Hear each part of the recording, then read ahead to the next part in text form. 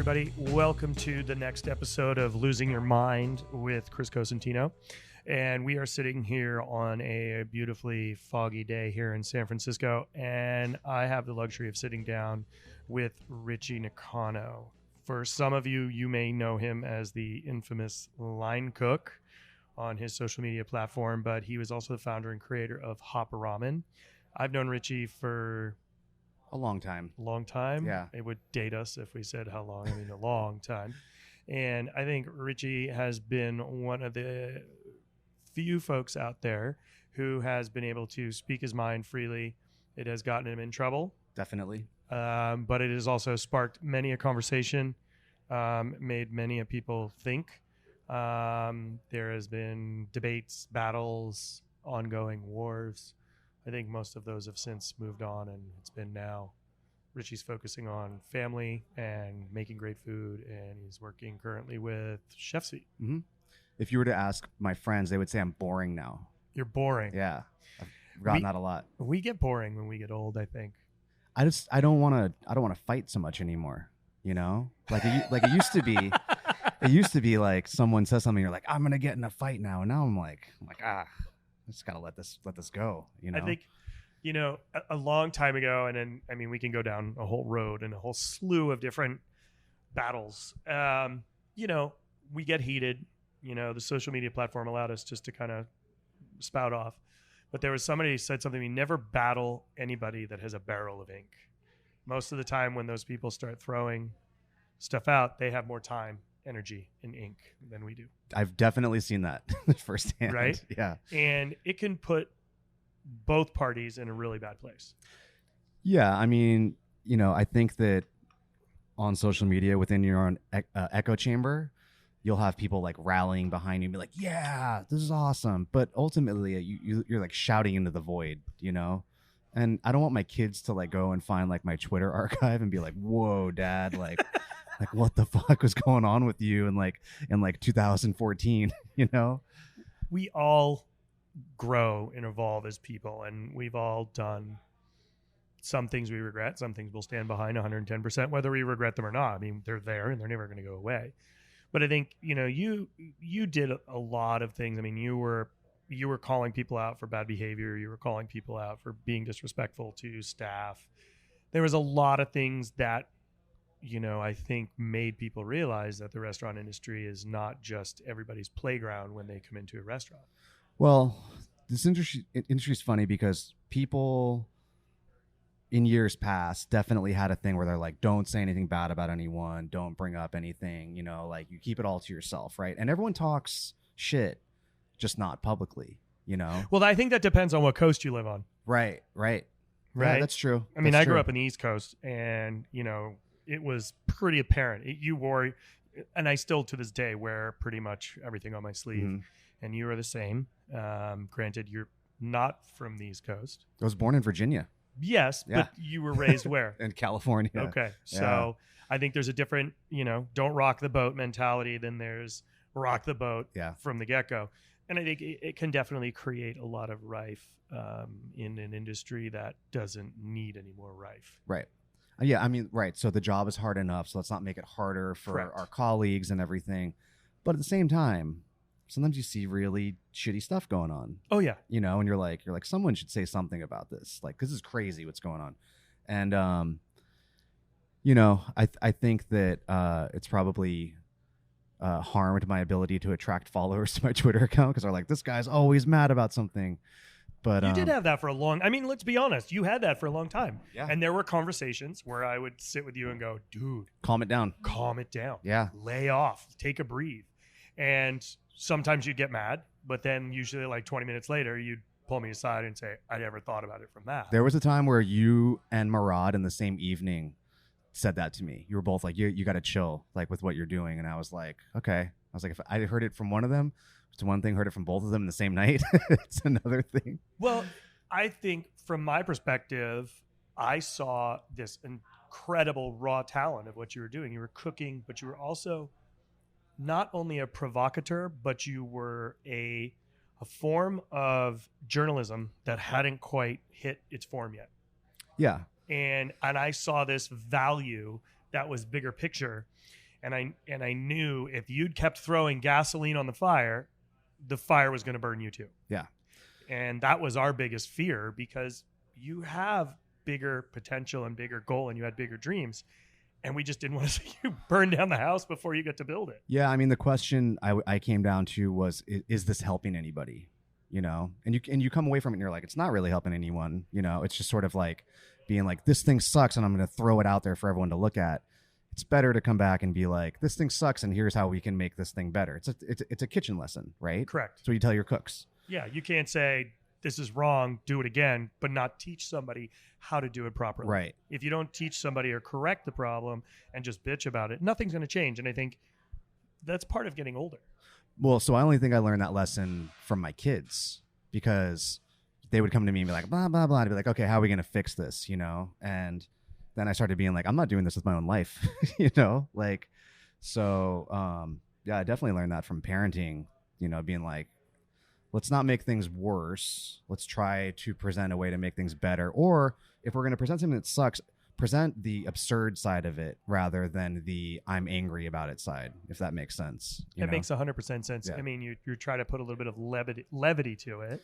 At the same time, you're pointing light to it, and hopefully somebody listens. There's a lot of absurdity in this industry. So there's a lot of absurdity in the world. Yeah. Right now. Let's just be honest. Yeah.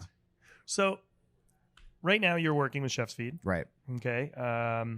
You've stepped out of the restaurant world. Mm-hmm. You are focusing on your kids and Chef's Feed. I know you've been doing a bunch of different events all around. Yep. I see you down with Ryan Lachine in Houston, or you're doing events with BJ up in Portland. So what are you? What's your goal right now? What do you want to do, and where are you driving towards right now? Because there's a lot in that head of yours. Yeah. I mean, so if you were to so my son the other day goes, Dad, do you have a job? And I was like, yeah. I was like, what are you talking about? And he was like, well, you don't like go to work every day. And I was like, but we have to pay for this house, and we have food that we eat, and I have to pay for that, you know?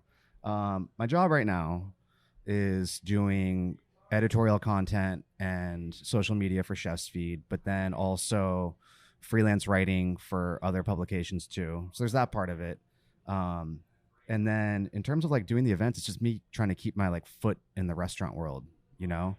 Because I still consider myself a chef.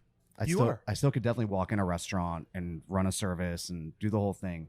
I think we've all, and pretty much everybody in this community has called you and said, hey dude, can you cover a shift? Yeah. It happens. Yeah.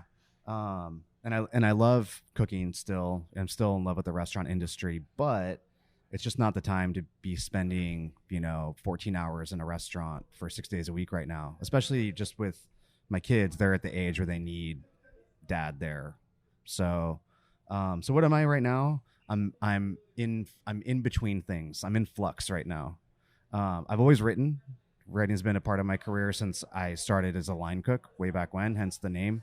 And I'm going to keep doing that, So I think that maybe whereas I used to be like 60% chef, 40% writer, maybe that balance is shifted to being 60% writer, 40% chef.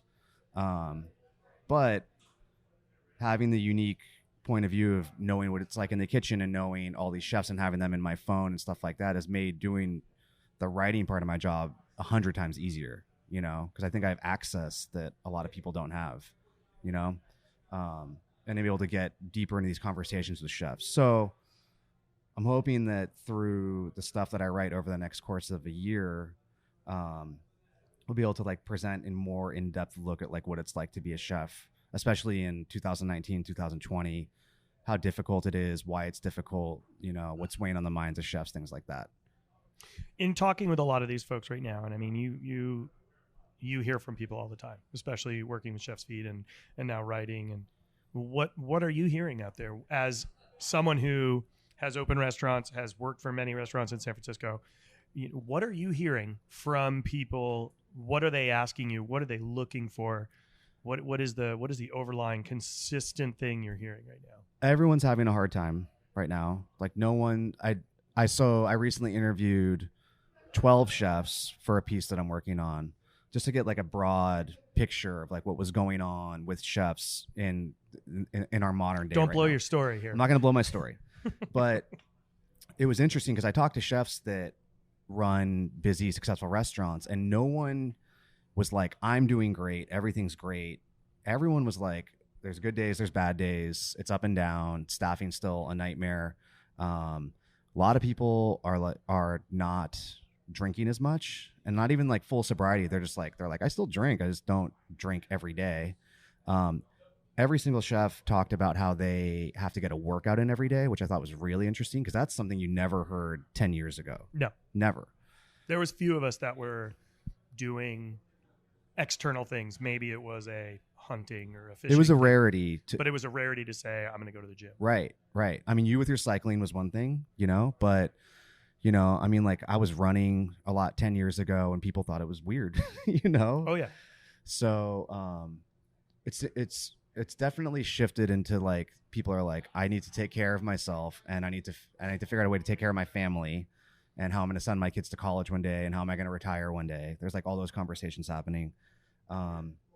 But speaking to a couple of like close friends of mine, they're struggling right now. It's like they think the restaurant market is oversaturated. Think people are eating more healthy, so they're not going out to restaurants as much anymore. I think people are getting delivery food or getting their meal boxes or whatever. So all those things are cutting into restaurants' bottom line. And, if you look where we are right now, coming up on 2020, if you open a restaurant in 2010, maybe your lease is about to expire, So a lot of them are trying to figure out like what the next move is in terms of like that part of their career. Like, are they going to re-sign a lease and pay more money and try to find a way to make more money in the restaurant? Are they going to try to move into a different space? Are they going to close the restaurant and go get a job with a fucking, like fish rep or something like that? Like, I've heard it all. It's interesting and scary. Do you think, and I think, we've talked a bunch about different things, and do you think part of it is that we're getting older and we're maybe saying some of the same things that our previous, our mentors had said in the past that we just never heard? Or, I mean, I'm sure, let's be honest, I can pretty much tell you that when I started cooking, my chef said the same thing that we're saying now. Cooks aren't what they used to be. Mm-hmm. Right? Yeah. They said it. We were a different generation. Now there's a newer generation. And I mean, look, we're all going to say the same things our parents said. Like I say to my son, dude, you call that music? Right? And I'm sure there are people out there that are like, what is this kid listening to? But yet I think there's that relevance of that. But I question that. I wonder it, because I go through my fits and spurts of the insanity. We all do. Is it overcrowded? Is it underserviced? What is the new functional work model? What is the live-work balance? What is it about being healthy? Is the younger generation trying to stay healthy, or are they partying hard? Both, I think. I see both. I see the younger generation. Some kids will go work for a guy like Philip Spear in Austin, and I love Philip. Healthy guy, sober, really turned his life around, is doing positive things. And I see the cooks that go work for him, and they're all trying to live that same lifestyle. But I also see these kids that are on the line, and you can tell that they were out all night and they look like shit. I see those kids too. It's both. But one thing I know, it's never going to go back to the way it was. No. And chefs that have that in their mind that like, well, one day, we're going to return to the glory days. It's not going to happen. But were those really glory days? No, it was just a little easier is all it was. I think it's also, I think in a lot of people's mind, that so-called glory days, everybody looks, not everybody, let me rephrase that. I think a lot of people say, man, weren't those moments great when, right? There's a lot of people doing, and I'll use skateboarding as an analogy here. People are looking at all those great photos of old skate contests and the past, right? And how cool it was to be a part of that momentum when it was growing, and then it died, and then it came back. But look at skating now. Like there's 11-year-old kids doing McTwists with no pads, right, and helmets, and they're ripping and doing things that couldn't even be imagined when I touched a skateboard with the Bones Brigade. came out. So I use that as an analogy because we're like, were those the glory days, or was it the beginning of something to see it get better? Well, every aspect of the culture has their version of the glory days, right? Like, punk music, hip hop, like everyone would be like, oh man, like 89 to 93, those are the years, you're like, like, and yeah, like, a lot of great cultural, material came out of that time, but, progression is what you need, right? And that's it's a foundation. Yeah, everything it's building on a foundation. Yeah, right. And what is it that people are building on? We're building on technique. Right. Those were the good old days. Was about technique, right? Let's just say those were where the techniques came from prior to what people are saying were the good old days, right?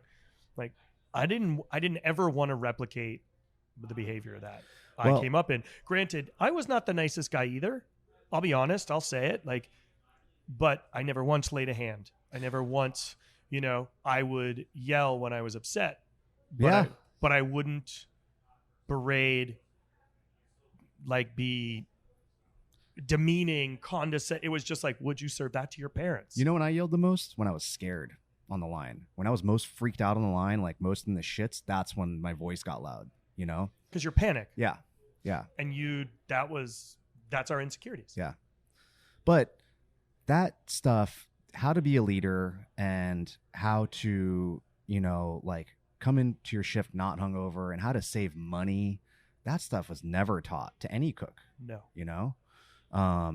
I mean, like even a restaurant would be like, here's your healthcare plan, but good luck figuring it out. You know what I mean? Like there was never any support for cooks to kind of step out of where they were and into a better life. It was always like a pull yourself up by your bootstraps and make it work for yourself. Work your way up the ladder, become a chef, develop your own style, and survive. And maybe you'll make it to a sustainable point in your career. But yeah, there were no parachutes. Right. We didn't have, and I said this the other day. It's like we choose to provide healthcare for our staff, and some people choose not to take it, which I don't understand why, because we cover the cost. But my wife made a point to say something the other day was, when you were a cook, you chose not to pay for healthcare because you thought you were invincible. Right. And you see that all the time too, Yeah. And it was hard for me to register, and I started to really sit down and think about it. And I was like, oh yeah, you're right. That extra couple bucks was at that time more important. And I see that now. That's why we chose to give healthcare to our staff, because now they don't have to worry about paying for it. They just have to go. Yeah. And I think it's a different mentality. The game's changed. Yeah. I remember having a meeting when I was helping out at Delphina a couple of years ago, and we had a healthcare meeting, and one of the guys was like, I don't want the $85 coming out of my check every month. And I was like, dude, it's nothing. I was like, it's nothing. The easiest way to explain it to someone is, and I do this, and a bike helmet's a perfect thing. The bike helmet costs $150. The titanium plate in your head costs $80,000 to keep your brain in, and ruins your life. Yeah. So what's a better financial choice? Yeah. $120 and not have a few cocktails or whatever, or save your money and then ride your bike safely, or pay $80,000 because you didn't have insurance and you didn't wear a helmet. But Chris, I don't look as cool with the helmet on. Yeah, exactly. Because I show up to work and my hair doesn't look cool. Right. Yeah. I hear that all the time. I make people like, oh, you got your helmet today? No, you can't ride your bike home. Yeah. Can't ride your bike home. Well, how am I going to get home? Take a car. Show up with your helmet tomorrow. Driving over here, there was a dude riding one of those go bikes in like in a suit. No helmet. Down. Where did I come down? Of course, it's a one-way street going the wrong way. Yeah. Going to get hit head on. So I was like, buddy, you're on the wrong street, man. So you think, what are you seeing now? Like, what is it that, you've opened Hapa. Mm-hmm. We all know what happened. Yep. I don't know if you're even allowed to talk about that anymore. I could talk about it. What I think about is, what if that had never happened? What if Hapa was still open? Like, where would I be right now? What would be happening in the restaurant? what would my relationship with my kids be like? You know? Now you're making me feel like a shitty dad. No, Thanks. you see your kid all the time. You take your kid on fun trips and stuff. My kids don't go anywhere. I think about stuff like that a lot, and I wonder where my health would be, you know?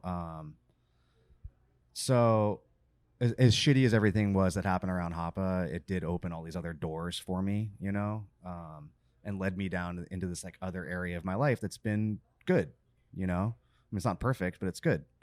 So, what I'm seeing out there is people are having a hard time, and everyone's trying to focus more on themselves and more on their families and close friends. It's kind of like dialing back their networks a little bit, you know, and not allowing so much access to themselves to everybody, you know. And it's a weird balance because chefs also need to stay relevant, right?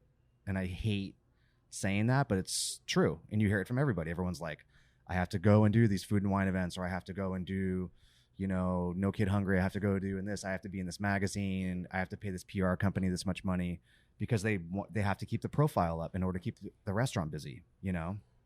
And I think just everyone's trying to find balance in their lives. And I think for most of us, we didn't have that, and we thought we didn't need it, you know? For years when I was running Hapa, when we were at the farmer's market, I felt like I thrived on chaos, you know? Like I would choose to put myself into chaotic positions, you know? And because it felt like a comfort blanket to me. And then you get a little older and you're like, that was a really shitty way to live your life. Like what were you doing to yourself? You know, just stressing yourself out. So I don't have hair anymore, you know? So I have all these grays in my beard. I think that's a really good point. The other day, somebody asked me, where is the majority of the folks in our industry from? What are their backgrounds? What are their histories? Because there's something to be said for living in chaos. Yeah. For thriving in almost constant insanity, right? It's like, what kind of lifestyle did you grow up in that allows that to make you feel okay? Right. What is it that makes those moments be normal? And when they're not normal, you seek that out. Well, it's like what we talked about the other day when I interviewed you, when you were talking about when you were doing Food Network and then coming back to the restaurant and like, you know, basically getting off the plane and going straight into work, you know, and working service. That's chaos. That's a chaotic life right there, you know? It is. Like, but I think part of it's guilt. mm-hmm. Right? Like we have this guilt. But what is it that drives us to seek that consistently? I mean, I think that part of it's the adrenaline rush. It's fun, you know? And as chefs, we like to push ourselves to, you know, to our limits, often in the most unhealthy of ways, you know? I think there's a part of it that's trying to be macho, you know? I think a part of it's trying to look good in front of our peers, you know, like, oh, well, yeah, I can do the event and I'm going to go back tonight and I'm going to work service and I'm going to be at the farmer's market the day after that at 7 a.m. And, you know, like. Wow, that sounds familiar. Yeah. I mean, was it macho? Was it making a point? Was it trying to get to where we thought we had to be? Was it I don't think there's any direct path to get where anybody wanted to be, but I think that in their mind, at least in my mind, I thought that was the way to get there. I think that we look at it as the rungs on the ladder to being the best chef you can be. You know, it's like, well, if I check this box and this box and this box, then I am on my way to being the best version of a chef that I can be. And what you don't realize is the toll it's taking on you being the best person you can be, you know? And it starts to really like, you know, you lose the balance, right? So professionally things are going great, but personally maybe things are going really shitty, or maybe internally like you're losing it, you know? So I think that that's something that's good, as people are actually like looking at themselves now and looking at their habits and how they're working and how they're living their lives and are making adjustments to it, you know? But talking about like having the part of your life that's public.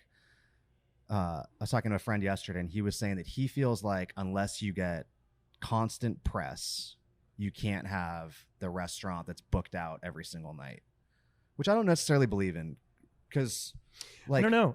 That's actually a very, very interesting thought process, because I think the dynamic of the industry now has changed.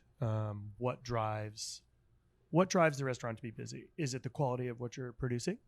Is it the environment in which the guest sits down and in the way that they're treated? I think it's a culmination of everything, right? It's the product, the experience, the room, the service. Are people paying attention to what you're doing in the restaurant? Is it part of media? But at the same time, I mean, I don't think that's the end all be all, but I definitely do agree that there are bumps in business when you're on a top list. Right. Right. And I think that scares people. I mean, there is definitely the lemming mentality. And there's so many lists now, What was, I think just the other day yesterday was the 50 best, yep, right? Yep. And then there's the beard list, mm-hmm. and then there's a million lists. And is life about chasing lists and stars and awards, or is life about making smiles? Yeah. And taste memories? I keep saying that. I mean, people are probably going to be like, oh God, shut the hell up about taste memories. But I think that's really powerful. Like I have my moments where things I remember and experiences, and I'm sure you have thousands of them as well. I have one from this restaurant, that pot pie. I have one from sitting down at that bar right down there downstairs. But that's powerful. I think the moment you start chasing stars and chasing lists and we're not meant to chase, we're meant to deliver. Yeah, I mean, for sure. So here's the thing, though. So I have a friend who runs two great restaurants, and he's a very talented chef. He's a nice guy, and he has given back to his community. He's done volunteer work internationally, and he felt like this year was his year. He was going to get the beard shortlist, and he didn't get it. And now he's in this mode where he feels like, well, what did I do all this stuff for? Like I've been working my ass off and doing all the right things, and I still can't get the recognition that I want. And I asked him, I said, like, why do you want it so bad? And he was like, it's just been my aspiration my entire career is to get this nomination from Beard. And he was on the short list, he was on the long list, didn't make the short list though. And,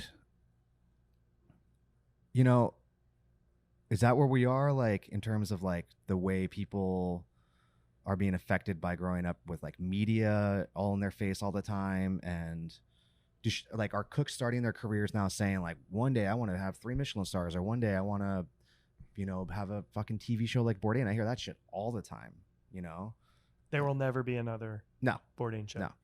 Nothing anything like it. Please don't anybody try to do it. What we got in the void of Bourdain was we got Samin's show. Samin's great. Which is great. Roy's show, Breaking Bread, brilliant. I think those are... There's things happening in the world that I don't have answers for. And I never will. I mean, I don't know what the next generation is when they wake up. Are they saying, like you said, are they going just for stars? Well, I don't think it's just stars. What I see is running that Chef's Feed Instagram account is people DMing. So right now there's 90 in the inbox for message requests. It says 99 plus. That means there's over 100 people that have DM'd that account, and sometimes it's just them saying like, we love your content. Sometimes it's them being like, fuck you guys. Oftentimes it's people saying like, can you repost my stuff? Can you feature me on your account? Can I come do your events? Stuff like that. And that is something that we never did or had, I never reached out for anything. No. The only thing I ever reached out for was asking to be on Iron Chef, but that's Iron Chef America, but that's how you had to do it. Yeah, I remember emailing Alex at Ideas in Food asking about a technique and you never email me back. And I give him shit about it all the time. I'm like, why didn't you email me back, dude? He's like the nicest guy. Yeah. And that's when there was blogs, folks, for those of you who don't know what a blog is. That was like 2006-ish, I think. But think about that. Alex and Aki, ideas in food, way ahead of the curve. Yeah. Yeah. Talk about controlling messaging, not media, but like it was about cooking. Well, Sean Brock's blog back then too. Like no one knew what the fuck, his restaurant was or like what he was doing. Yep. But it's shifted from a kid writing a blog like me and hoping that someone might read it to kids wanting to be famous now, and contacting a media company and being like, feature me on your website. And it's a different. People are going to call, you do realize people are going to call us old grumpy men for saying this. I see it with my kids, right? Like the kids have TikTok. You know about TikTok? Does Easton have TikTok? I don't know what TikTok is. It's like a video social network. People like make these like silly videos on there and post them, and they get millions of views. It's crazy. We should start doing that right now. Right. It's going to make me famous. So I have no idea what it is. I can't keep up with, let alone like the lingo. That's all my kid wants to do on his summer break. He's like, can we make a TikTok video? And I'm like, oh, fuck, man. Like, again? But we didn't have this technology at our fingertips. Right. So the access to things for young cooks now and young chefs is exponential, right? Like when we were younger, we couldn't go online and look at a menu in Europe. Right. Okay. We had to get it from somebody who'd been there. Or order some obscure out-of-print cookbook that was in a different language. Yeah, and there was no translation app. It was a dictionary looking word for word. Yeah. And look, is that the good old days? No, it was hard. Yeah. But I remember looking and trying to figure out like, okay, wait for the Michelin guide to come out because that's how I'm going to figure out where to eat in Europe. But it kept us engaged, though. It kept you engaged. It kept you really engaged in the food world. Not like now where it's like, oh, I'll scroll Twitter and see if you're overdone. Yeah. Exactly. So I think that's really, we had Food Arts, the magazine. You coveted getting that magazine because if it showed up at the restaurant and one of the other cooks got a hold of it before you never got to see it. Right. Because that was all the news, like who's opening new stuff, menus, hits and flops. Remember hits and flops? That was genius. Like this was dish. The guest didn't really get it, but it was like, all right, we made a stinky dish. Remember when like the art culinaire would show up at the restaurant? Oh my God, it was like a fist fight. Yeah. Yeah. I mean, everybody wanted to see it. Now they're based here in the Bay Area. But and you can just go on Instagram and see content like that all day, It went from really, and I think there was something to be said for being not surrounded with so much that spawned creativity. Right. Spawned thought process. Right. Where now we see a lot of emulation. I mean, look, I think emulation we've all done it. We've all, something inspired us and we can't get our head out of the way to make it be different enough to not be like what we saw. Right. Right. I'm just as guilty of that as anybody else.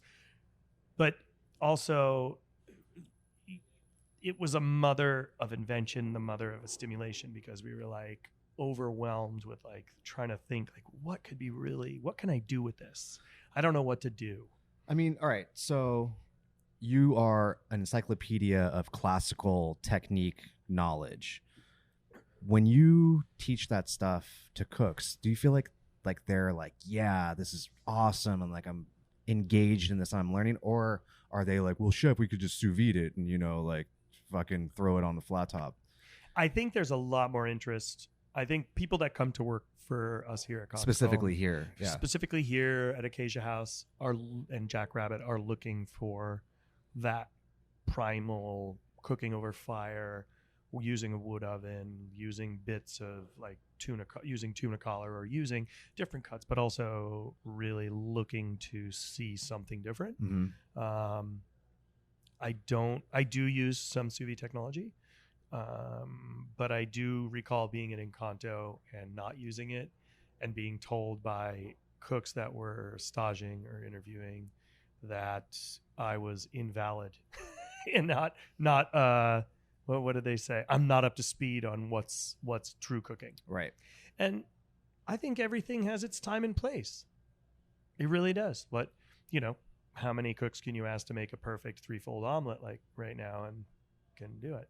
I think it's all about the education and pushing the education to make people better. Yeah. And we're not gonna, nobody's a bad cook.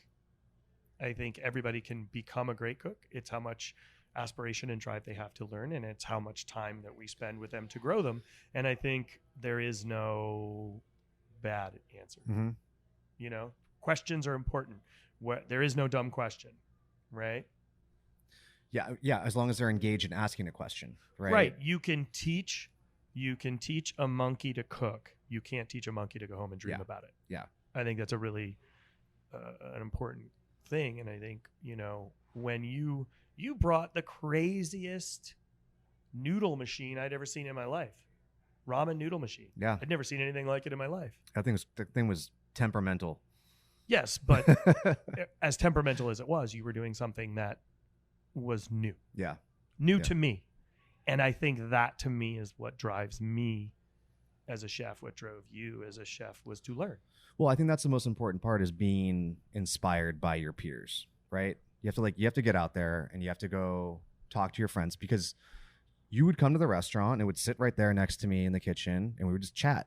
You get done with service here, you'd ride your bike over there and we just sit there and chat, and it's those moments like that are even better than looking at a cookbook or looking at the internet or reading a recipe. It's like that interaction and just talking to a person where you gain perspective into how to manage your kitchen, or what's great at the farmer's market, or just like what's going on in people's heads in the industry in general. I think that's like the conversations that were had at the market, the new product, did you see this? Everybody's running to try something new, and taste this, it's over there. Yeah. Like that part of what we do is what, to me, is what made it special. And the conversations that you and I would have, and the conversations that we would all share with each other, I think I don't go to that particular market as much anymore. It's pretty few and far between, but I go to the one in my neighborhood. I go to different ones now, but I do miss those times. But I do agree that there's, like we just talked about before, there's less of that now, because we are working more towards not being out as late, right? Focusing on tasks at hand, instead of it being, I'm going to go eat 2 giant bowls of ramen at 12 o'clock at night, and the next morning get up super early. Well, I liked those days because you were kind of going through it over here, and I was really going through it over there. And, I felt less like out on an island, so it was nice. And I think there's, like I said, you push the envelope constantly. Some people didn't like that. But pushing the envelope creates a conversation. Creating a conversation sometimes gets answers. Yeah. And we don't always have to agree with that. I mean, throwing bottles of gasoline at a very small fire to make the fire bigger doesn't always get the answer we're looking for. And I think you've changed. I've changed. Like, look, I mean, we all know that as we get older, we learn life's lessons. Yeah. And sometimes we say, damn, I wish I'd learned that when I was a kid. Yeah. Or when I was 5 years ago. Well, that, but that's the thing though, is like we were talking about earlier about the good old days. Everyone has that. Like you and I can say that, like we had good old days. There were good moments, but I think I'm happier now than I was then. And I think you're happier now than you were then. I think I'm a little more stressed out now. Yeah. But I am happy. I've always been happy. I mean, I've been broken, but and now unbroken. But I think there's like things I think about. right? Like I tell, and I say this a lot, and you and I talked about this the other day, was the revel in the moments when you're just cooking. Right. And you don't have the responsibility of payroll, food cost, schedule requests, rent, unclogging toilets. It's literally like show up, go to work, have your mise en place list. Yeah. And revel in those moments of learning to work with your team and building a bond of cooking. Because everybody's like, I want to be him. I want to be that sous chef. And then they get that sous chef Joel and it's like, I'm going to take your job and you're the boss. And then you get there and you're like, what happened? Yeah. What do you mean I've got to go to a P&L meeting? What do you mean I got to sit down for this? What do you mean? And that's a hard transition. Nobody prepares you for that. And nobody prepared you that when you opened Hapa, right? The closest thing I got to that, to being prepared, was when I was leaving NOPA, Lawrence pulled me aside and goes like, you know, you're not one of the cooks anymore. You know, like you're the boss now, and it's going to be very lonely for you at times. And he was fucking right, man. You know, it was super lonely sometimes, especially when like they're all mad at me because I just like, you know, had to like lay into them for like not rotating product or for the way the service went at the market or whatever it was. And all the cooks are like kind of like, you know, moping around and it's just me. So yeah, but you adjust to it, you know. It's a learning curve. Yeah. Yeah. Do you wish do you wish that someone had mentored you towards those skills, that you had somebody that say, okay, when you move into this bigger role, these are the things that are going to be expected of you, and this is how you handle these things? I mean, as a young cook, I wish I had somebody do that. Yeah, definitely. I mean, I definitely wish I had that. And there was for sure a period of my life where I resented Lawrence and Jeff at NOPA because I felt like they didn't do that for me. But I also acted like I fucking had it all figured out. You know what I mean? And I never went and asked for help from them. You know what I'm saying? Like, and I think that if I had gone to them and I was like, listen, I need to sit down with you guys and get help and, you know, help sort this out. I mean, fucking Stuart went in there and talked to them, you know, Ravi went in there and talked to them. And like, why did I think I was too good to go and ask the people I worked for 3 years for help with that, you know? So, pride gets in our way a lot in this business. Yeah, for sure. And I think I'm glad we're seeing that change now. Yeah. I think there's definitely been a lot of soul searching for a lot of people and a lot of, man, maybe I could change the dynamic a little bit. Well, you know, I'm writing that blog back in 2008, 2009, and I'm still just a sous chef level guy, you know? And I had some insights into like kitchen life and everything like that, but I was not, I didn't have the insight I have now, you know? And at the same time, I'm getting people like emailing me every week, being like, oh man, thanks for your blog. It's so helpful. It's helped me with all these aspects of my job and my career. I still get people that reach out and say stuff like that. So at that age, being 29 years old and thinking I was just the hottest shit in the world, you know, it's not surprising to me that I didn't look for more mentoring and more help.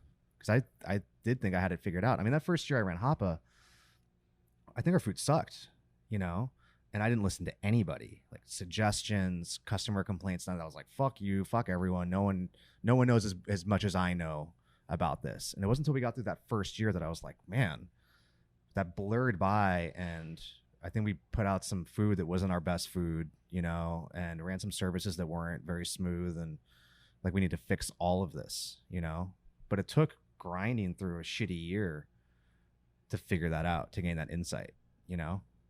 So hoping not to make mistakes like that anymore. But I think you just said something that's, I think what you just said is, I think what a lot of people really need to hear, which is sometimes self-reflection is really big. Yeah. Sometimes it takes getting out of your own way to succeed. That's the thing is like the best stories you can hear from someone are the genuine ones where they're like, I made a lot of mistakes and it took me a long time to realize that. And now I'm at this other place in my life, rather than the super tailored, like, you know, I'm a self-taught chef and I fucking know everything and I'm the best guy in the world and I invented this style of cooking. I see guys like that and I'm like, fuck, man. Like, is that guy mentoring anybody or teaching anybody? Or is he just out there on his own, like for himself? Yeah. I mean, are you rowing the boat by yourself? Or are you rowing the boat with an army of people pulling the oars in the same direction? Right. I think there's definitely a lot of that right now. There's a lot of people trying to change the dynamic of how the restaurant's being run, how people are working together, growing and evolving. And it's a hard lesson to learn. Yeah. It's a hard lesson to self-evaluate oneself. Nobody likes hearing what they do wrong. Yeah, I mean, I think you see chefs now starting to give more shine to their teams and trying to like, feature the people below them a little bit more and give them more like a push, in the right direction. I've even heard that about like John Waxman, and he's like, he's a generation above you, Obi-Wan, yeah. Yeah. I mean, he's been doing it for years. Right. Well, perfect example. Look at Rene. Just yesterday, he sent, who is his business partner, the head porter, to the 50 best to receive their award. Yeah, it's nice, right? I think that's amazing. Yeah. Like, he's a partner in Noma. Yeah. It's not like, okay, you're just the dishwasher or the head porter. You are a partner in this business. And I think that's such a powerful message to be communicated to the world. I have a Rene Redzepi story for you. So it was, it must have been like 2012, I'd say. So we're like 2 years in at the farmer's market. And he shows up at the Ferry building with Daniel Patterson. And they come to the back of the stand. And I'm like, oh, shit. And so I ran over there. And Daniel introduces us. And, they're like, can we get some ramen? And I was like, yeah, sure. And so I gave them ramen. And he stepped inside the barriers. They had this barriers up because of our propane setup, Yeah. And he stepped inside the barrier and he was eating. And he was getting ramen all over this white shirt that he was wearing. And I was like, oh, man. The shirt's going to be ruined with like, grease stains on it. And casually he goes, I wish I had something like this to my tent. And I was like, what are you talking about? I was like, you have one of the best restaurants in the world. What are you talking about? You want a tent at a farmer's market? He's like, this is really nice. He's like, you just run this with like your friends or something? And I was like, yeah, something like that. It's amazing how, the perception of what Rene was and the perception of what Rene is. Yeah. Yeah. People get put on a pedestal, and look, he admits he was a monster and mean and to get where he was. And I think there's a lot of people that do amazing things. There's some of the most amazing chefs in the world never cook anywhere other than their home. Right. Right. And I think we're just embrace the moments, of like dining and food as one of those things that is a luxury. Mm-hmm. And we have to make people feel special. When they walk in the doors, they're escaping the outside world and right. They're coming inside to get away. They don't want to hear about what's going on out there. They're coming in to enjoy the experience with their friends or their family or their loved ones. And it's our job to make them smile. Right. And I think, his way of doing that is very different from what you were doing at Hapa at the market, to what I do here, to what Daniel Patterson does. Everybody has a different version of giving somebody that experience. And I think it's powerful. Yeah. It's life-changing, I think. I mean, like, I look at the impact it's just had on my kids, like their experience eating at restaurants and, being around the hospitality industry and how it's changed the way that they perceive how food should be and how it means to be, how to behave at a table, how to talk to a waiter, saying thank you, things like that. I think that, it's an integral part of just being a human being, is experiencing hospitality and food as much as you can. What do you see as the next big change in our industry right now? Because you're seeing a lot. You're hearing a lot by being with Chef's Feed. There's a million things that are coming to you guys on a daily basis. Like you said, your DM box is filled with, check me out. What do you see the next direction as? I mean, in terms of like the younger generation and like cooks asking to be featured and all this other shit, I think that's going to stay. But I think as social media shifts, Facebook and Instagram aren't going to be around forever. And Twitter is not going to be around forever, So that's going to shift in some other weird direction. And I'm not clear what that is going to look like yet. In terms of the industry itself, as time goes on and we have to make our wages more competitive and, healthcare and providing like a sustainable like living situation for cooks and things like that, I think that the price of dining out is going to go up a lot, or restaurants are going to have to close. And I think that the consumer doesn't see that yet. I think that people that are out there and look at the restaurant industry and they're like, oh, they should pay a $15 minimum wage. Totally. Definitely. They should pay for healthcare. Definitely. Aren't ready to see the menu on the price go up to support that, but with how expensive it is to run restaurants these days and how difficult it is and how saturated the markets are, there's going to have to be some sort of shift in that direction if we're going to keep things sustainable, and my concern about that is that it just makes this divide between people that can afford to eat at a McDonald's versus can afford to eat at like a nice restaurant that much wider, I worry about that a lot. There not being so much of a middle anymore, so it's going to be an interesting next few years to see what happens, especially, fuck man, like if Trump gets reelected, and what's life going to be like for an immigrant cook in this country, I worry about that kind of stuff a lot too. So,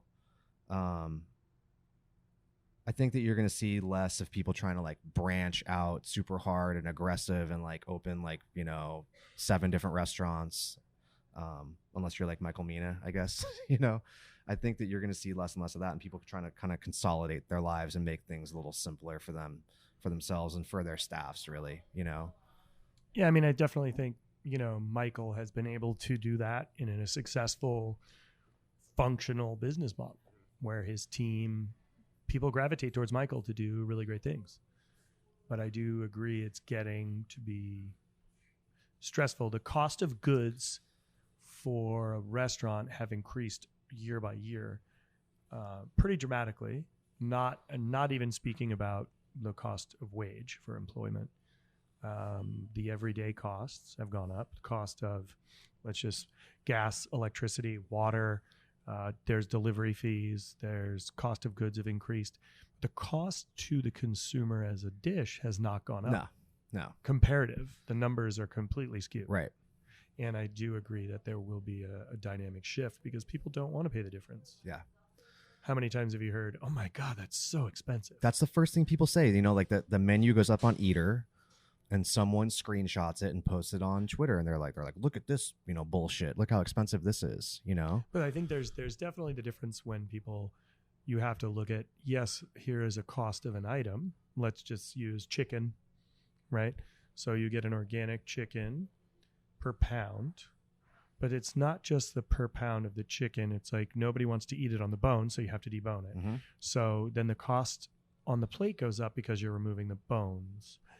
So there's a lot of factors that go into what it gets to be on the plate.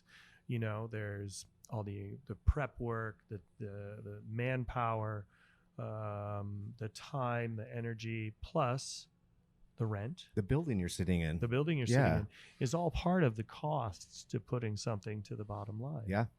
And I definitely think there's a discrepancy in understanding those differences. I wonder, and I think I know the answer to this, but I wonder if restaurant real estate is going to cool off at some point. If at some point restaurateurs are going to be like, I can't afford to open this restaurant and pay this rent every month, like I need better terms on the lease, I wonder if that is going to be a thing that shifts at some point. I feel like it's not, but somebody said something interesting to me that back in the day, it used to be this restaurant's going out of business. Somebody would go into that space. Mm-hmm. Now it's, hey, check out this cool bank. I'm going to turn this into a restaurant, which is change of use, build in the hoods. Prior to that, this was a restaurant. It's got everything there. It's, so times are changed and you're having new construction going in that's promising tenants that are above it that'll have restaurants below. So there's a lot of changes. Something I've thought about a lot is with the Chase Center opening here this fall. which is what? I mean, it's like a mile from here or something. Not that far. And all these restaurants that opened over there before they even started construction over there, and they must have, I know that they got great terms because they were opening in these condos that were empty on the ground floor, you know. And what I wonder is, in 10 years when those leases are up, what happens to the real estate over there? And like, you know, do you end up having like 30 Chipotles in that neighborhood instead of having like real independently owned restaurants? Who knows? Especially in this town, you know. I think about that a lot. I think about San Francisco specifically a lot. Like, are there going to be cooks left anymore? Are there going to be, you know, people who are operating independent businesses that can afford to do it? You know, is all the tech money going to go into places like the robot quinoa place? You know, like instead of going, there's a robot quinoa place. There's a robot quinoa place. I don't know if it's like robot, but like you go and you don't interact with the human. You go in and like press a button, and your quinoa like shows up in this little like box in front of you. The other day I went down. I'm going to sound like a curmudgeon.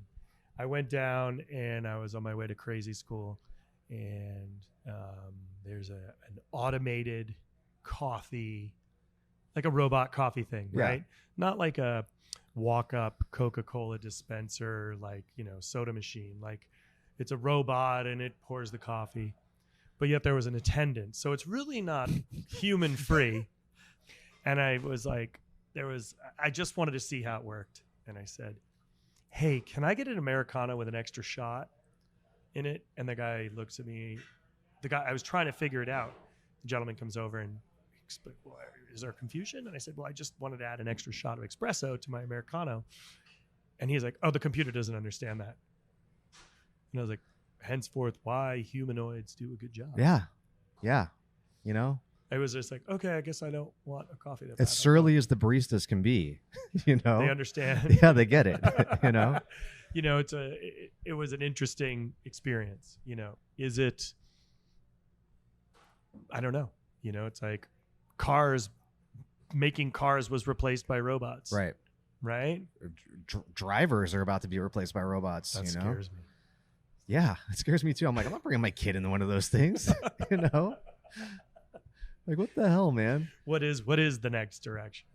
But this town especially is like at the forefront of weird, uncharted territory in terms of like where the rest of the country could be headed in 5 or 10 years, you know, in terms of like. Do you think that San Francisco is the catalyst for what happens elsewhere? No, I mean like minimum wage hikes, actually providing healthcare, you know, like. It's one thing for it to happen in a place like California that's progressive, but like what happens when that hits Idaho or like North Dakota or something like that, you know, and like the kid who's working the country club job, you know, now you have to pay him $15 an hour and give him health care and things like that, things that workers should have, you know, or what happens when the next giant tech company is founded in, you know, Missoula, Montana or something like that, and rents there go through the roof. I wonder what we're going to see and how we're going to adapt to all of the different challenges, you know, because it's happening here right now and we have to deal with it now. And, you know, LA, Seattle. So I'm curious to see where we go, you know, and I don't have a good answer for it. I don't think any of us have a good answer. So, do you have any regrets? Where do you want to start? Oh, come on. You know what I mean.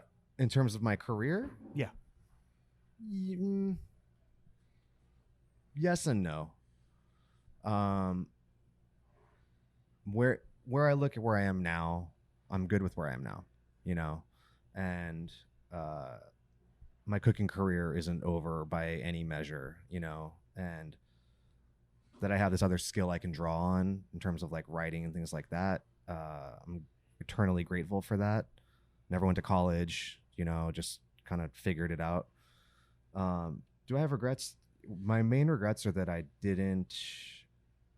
think I could have worked even harder and pushed myself even harder and made my food even better back in the Hapa days.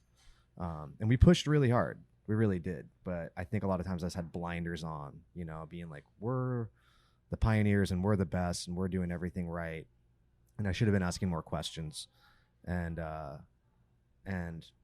trying to use more logic in the decisions I made in the kitchen, because I'll be sitting there now and I'll be like, oh fuck man, like we should have used, like a really potent dashi broth as the brine to make our noodles, or like we could have incorporated some sort of like acid into the brine to make the noodles, and then we could have adjusted with this this alkaline to like adjust the pH so they turn out right. Like I'll sit there and like go back and forth with ideas like that, and I'll be like, why didn't I do that back then? That's just not where my head was at. So in terms of stuff like that, I have regrets. And do I regret partnering with that dude? For sure. But even then I can look at it and be like, on the surface, it seemed fine. Everything seemed fine. Everyone got along, he talked a good game in terms of like what we were going to do in terms of like getting this restaurant open and then rolling out other locations and stuff like that. So, ultimately, small regrets, yes. Big regrets, no. If that makes sense. 100%. Yeah. And I think that's valid. And I think, we, like you said earlier, we live and learn from what we either consider a mistake and sometimes some of the best things in the world were created by making a mistake. Yeah. I mean, I have plenty of regrets myself. So, I've done a lot of dumb shit. Yeah. I mean, like, I'll be the first person to admit it. Like, I'm not unhappy with the way things have turned out for me. It could have gone. You shouldn't be in any way, shape, or form. Yeah, it could have gone a lot worse. Dude, your kids are rad. You're doing what you believe in. You're speaking up. You've always you've been Richie. I can come over here and do stuff like this with you. And still make it home in time to hang out with the kids. Yeah. And I think that's awesome. Yeah. So I do this a lot. Red or white?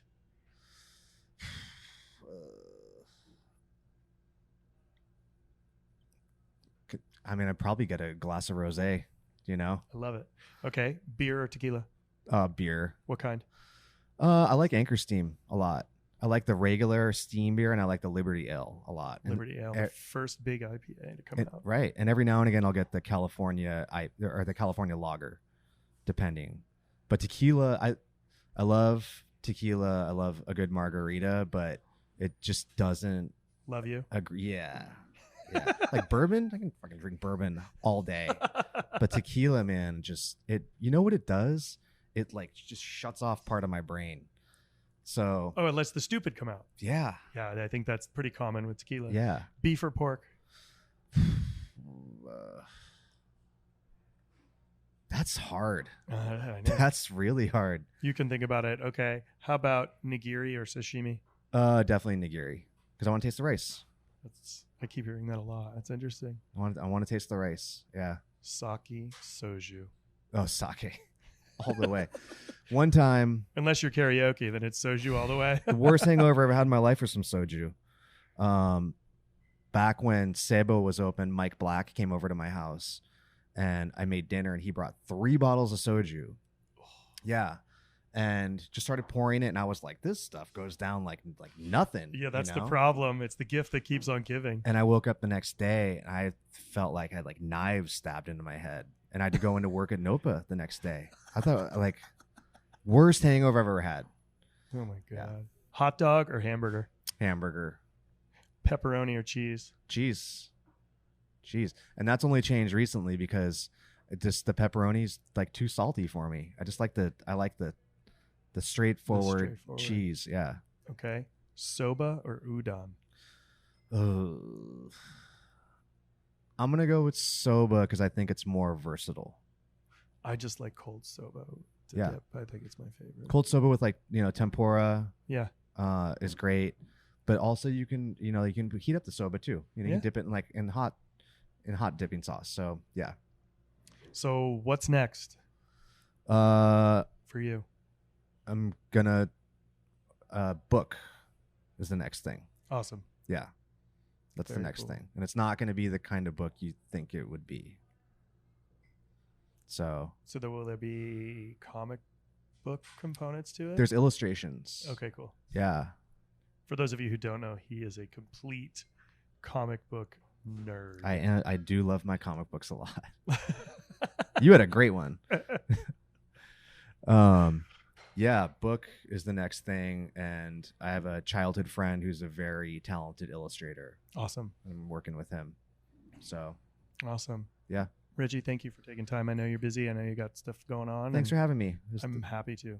It's great to catch up and chat, and we'll chat again soon. I mean, we were sitting here basically doing the podcast before you hit record. So, I know. It's like life, you know. Yeah. And that's what the whole point is. And you know, this is completely unedited. I don't play around. It's like what happens. Yeah. And that to me is more honest and more fun and allows people to be who they are. I had a lot of fun. Thanks. Awesome. Thank you.